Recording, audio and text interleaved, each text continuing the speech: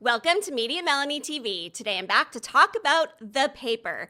It is a loose spinoff in the same universe as The Office, and it drops on Peacock on September 4th. A lot of the initial creative team from The Office is involved here, and what's interesting is that Peacock actually changed course on its release cadence. It was initially going to be a 4-episode drop and then subsequently 2 episodes per week, leading up to the full 10 on September 25th. However, they've now changed it to a full binge drop. And from what I've read, it sounds like early sentiments were positive, and they thought by doing a binge, it would create more of a water cooler type of moment with people talking about this with their friends, with their family, to get other people on board with the binge. The premise. The documentary crew who filmed Dunder, Mifflin for all those years has found a new subject, and it is a dying Midwestern newspaper called the Toledo Truth Teller. The parent company, though, also sells toilet paper, toilet seat covers, and the like, also a product called Man Mitts, which ends up being a focus of one of the more hilarious episodes. And because this does have a lot of the initial creative team from The Office involved, I'm going to say right off the top, this definitely captures the same look and feel. It leans very hard into the mockumentary concept, and I think overall, that works.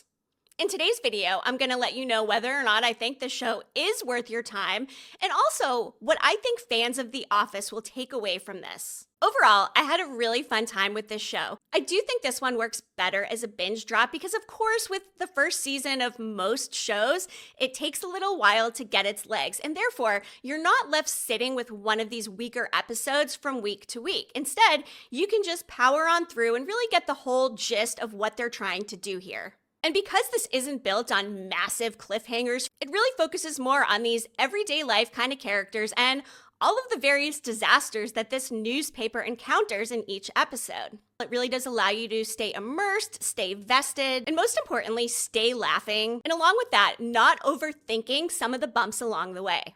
What surprised me the most was after the pilot, I felt like this was a world that I actually buy and want to see more of. The pilot was one of the strongest episodes. It did a great job table setting. And what I liked most is we actually get quite a bit of connective DNA between Dunder Mifflin, The Office, and the Toledo Truth Teller. With some of these characters being a little bit annoying, frustrating, and over the top at times, I did still feel vested in seeing how this little Midwestern newspaper crew was going to stumble through the next crisis. Some of these crises, I've got to say, are a little bit insane and absurd. I think the mark of a promising comedy in general, you don't just want to know what happens, you actually want to spend more time getting to know these people. And some of these characters were complete standouts for me. And yes, The Paper is definitely leaning hard into the mockumentary format. Got the talking heads, the awkward silences, look, the feel, and the overall style of the show really does give Office vibes. It's amazing how much cringy humor you can actually extract from normal everyday people just doing their regular everyday job. So the beginning of the pilot actually gives us quite the tie-in to The Office. We see exactly where the office of Dunder Mifflin is now.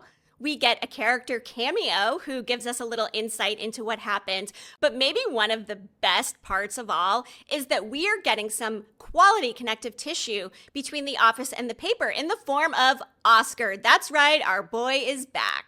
His presence alone just makes you feel like you are 100% still in this Office universe, just in a different place, a different business, and a different set of people.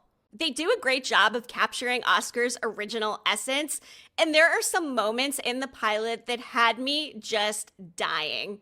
It's not like Oscar is just strolling in for some kind of cameo. He's literally built into the fabric of this show. The nostalgia hook of including Oscar is very solid, and it gives the show a little bit more credibility. And given that Oscar is already very familiar with this documentary crew who has now found the new subject at this Midwestern newspaper, there are some highly comedic moments surrounding Oscar's involvement in the documentary from Dunder Mifflin and also now his current workplace. And I should just point out, The Office was actually not an instant success here for the US version. In fact, when it premiered in 2005, ratings dropped significantly after the pilot, and there were also a lot of mixed reviews.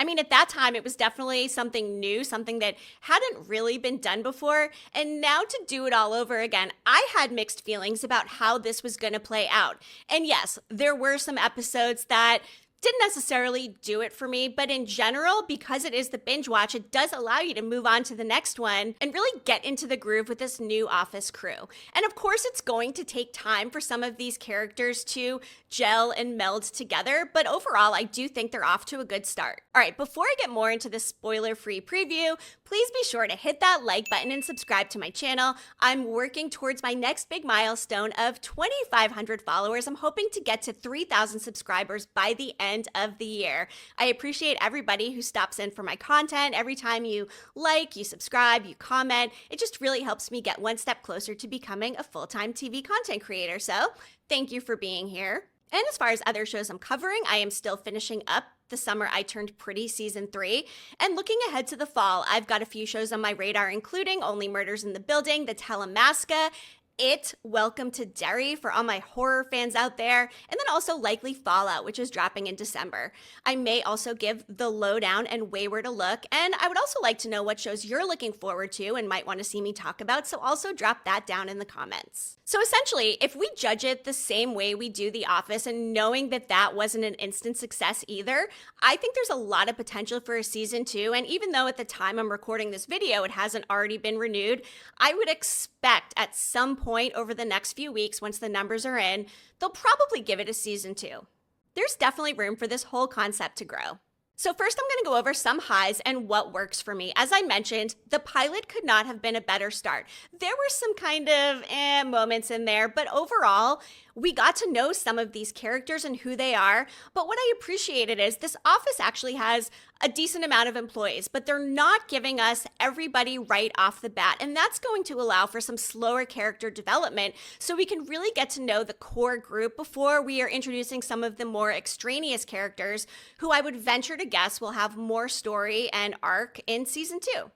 I've got to say, just the overall absurdity of this newspaper also selling the toilet paper is really a selling point for me because it creates a little bit of potty humor, not too much. There is an episode that is very focused on one of the products, the man mitts, but it's not done in a way where you're kind of left like, did they really need to do that? I actually think it works within the context of the show. The cast and performances. This group works. Like I said, you really get to first meet the heart of the show here, the characters that we're going to get to know the most. And a few of those are definitely the resident chaos agents here. But the dynamics of this particular cast also really helps drive the humor, very similar to how The Office did it.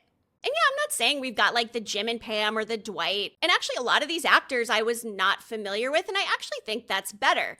Like I said, though, there is that one character who literally drove me up a wall, but I also felt the same way about Michael Scott during parts of The Office, so I do think they're trying to lean into that sort of archetype. And I'm not going to tell you which character it is. I want you to watch for yourself and then come back and tell me who you think it is, and I will be doing a full season review as well, so stick around for that. I will include spoilers in it and reveal who exactly this character is, but if I'm guessing, I think other people might be on the same page with this assessment. And every episode has at least one moment where you're either laughing or shaking your head at the sheer absurdity of it all.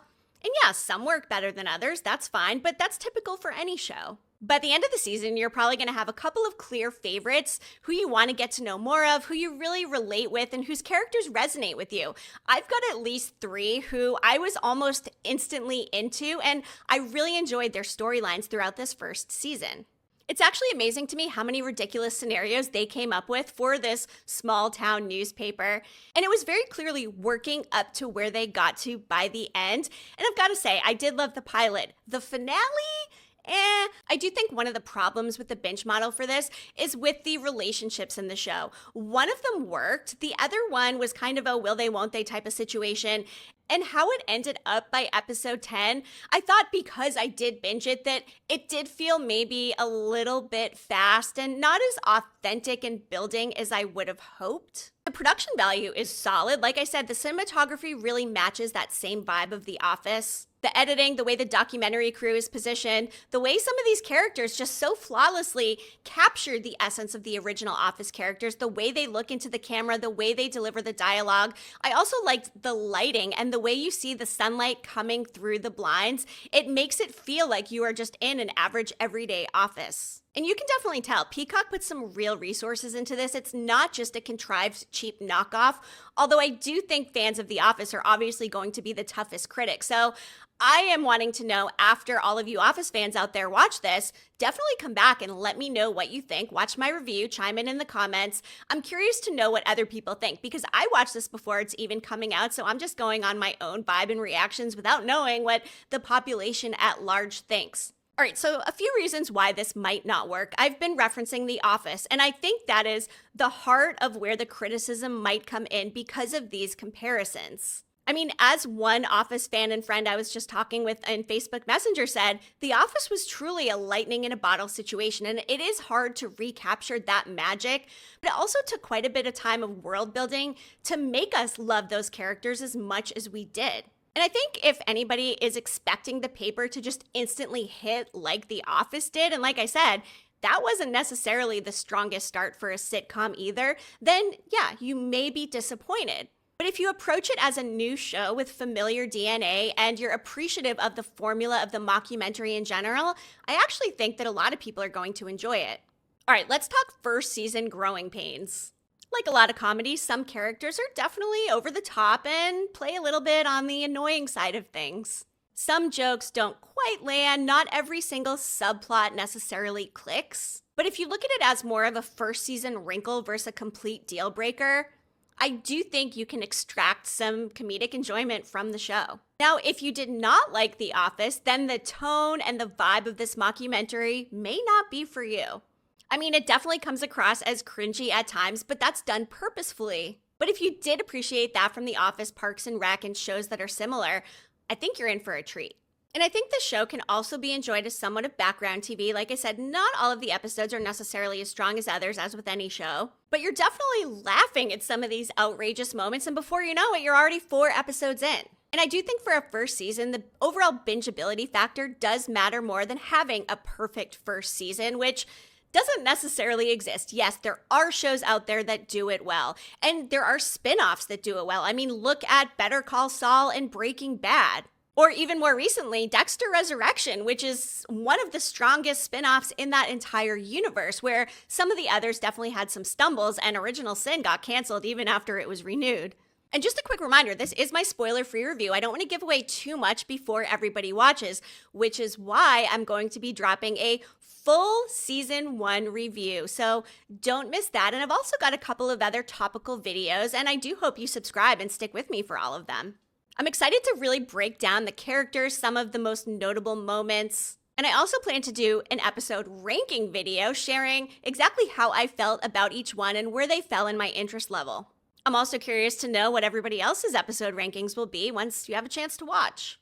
I do think most of the commentary surrounding the paper is going to be the compare and contrast to The Office, and I do think Office fans are gonna be the hardest on this more so than any other type of viewer. So overall, should you watch the paper? For me, 100% yes. I enjoyed the binge. I thought it was entertaining. And of course, yes, it did have some highs and lows, but there were also some things that I truly appreciated, notably the presence of Oscar. And it also opens up to potential cameos from the original Office cast as well down the line if we do get multiple seasons. And because they do have all of this connective tissue and they sort of explain exactly how the documentary crew got here, I buy that this is in the same universe, and I feel all of that same Office vibe. It is a quirky comedy. I love that it's about the struggling Midwestern newspaper because one of the overarching themes is, of course, reviving this newspaper. Are they going to successfully keep it in business? While also paired with the fact that they share an office with the toilet paper company who are all under the same parent umbrella. Like I said, The Office was not an instant success, and I think if you can just lean into how well they've actually used this same formula to create another story in another world, I encourage you, if you do watch, to really let the first few episodes breathe. I think there's a little bit of a lull between episodes 3 and 4, somewhere in there, but it does pick back up. I don't think the finale is necessarily the strongest either, but I think if you give this time to get to know the characters more, then you'll sort of see the charm underneath the surface. And I'm also dying to share exactly who this character is that I can't stand. And they've been in another show that I watched, so I was a little bit disappointed at that. But at the same time, the way they are playing this role to be so absurd and over the top, I mean, they do a good job of playing it, and I think they're actually there to annoy us. So yeah, I think it is worth the watch. I hope you watch and come back and let me know what you think. Like I said, I'm gonna have a review, episode rankings, and probably one other video as well. If there are any other major Office aficionados out there, I'm considering doing a video comparing and contrasting. Now, there are some Office Easter eggs here. We actually saw them in the first promo picture that was released, and I'm not gonna say what they are. I mean, they're out there on the Internet of Things, so you can probably look it up. But I also encourage you to keep an eye open. Now, I liked The Office. I was a fan, but not a super fan to the point where I was necessarily seeing Easter eggs here and there. I'm also curious for all of the Office super fans if there are some Easter eggs and things that I didn't pick up on, because I think that's really smart and a more under the radar kind of way to really connect these two shows. So be sure to like this video and hit that subscribe button. Like I said, I'm working towards my next big milestone of 2,500 subscribers, and I would love to get there pretty soon. So thank you for tuning in, and stay tuned for the rest of my coverage of The Paper. I'll be back again soon with more TV talk. Media Melanie, clicking off.